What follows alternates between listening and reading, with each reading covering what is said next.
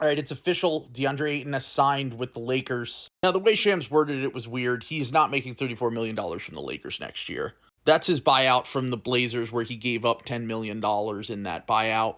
And now he's signing with the Lakers for like a little over $8 million. So he's losing $2 million on the whole, but he could potentially get paid next year. Because according to Jake Fisher, who, by the way, we had at our stream last night, that's up on our Patreon if you want to watch our conversation with him, they basically gave him a little bit more than $8 million. A year from now, he will have a player option on that. So if he needs to hit free agency again, say he balls out with the Lakers this year, he can re-up a year from now and either get a lot of money from the Lakers or maybe another team when there's more cap space next summer. It feels weird to say this about Deandre Ayton because he's had a pretty solid career so far to this point. Obviously, he was one of the best players on a finals team. He was a former number one overall pick.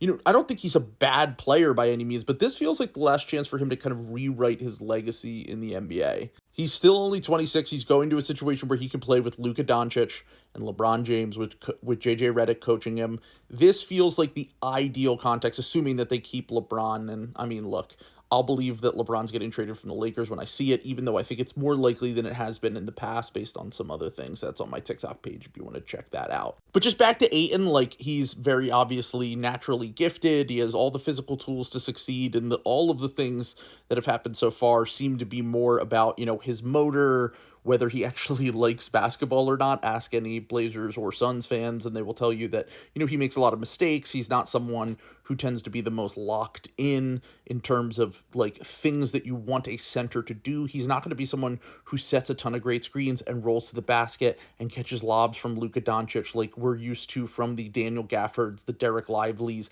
even Jackson Hayes last year, who's a much worse version of those guys. That mold of center that tends to work with Luka. He's averse to contact. He does not like to draw fouls. He doesn't like to get to the rim a ton. He's someone who almost plays more like a throwback, like power forward. He lives in the mid-range. He has good touch from there. He's someone who needs to touch the ball a lot in order to kind of get cooking. But like I said, he is set up for success here. If this doesn't work out, this is kind of just all on Deandre Ayton. This is really the chance for him to go back out there and get another bag next summer.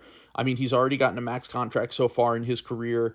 That was his goal when he came into the league. Very admirable thing. I don't blame him at all for that. I know a lot of people give him shit for that and use it against him, but I don't really care about that stuff. But my prediction is that Lakers fans will probably end up being very frustrated by him, and also Coach JJ Redick as well. He's going to be spending a lot of time in the trade machine this season, is my guess. That's just my prediction. Maybe I'm wrong. Maybe he can have an Andrew Wiggins revival of his career.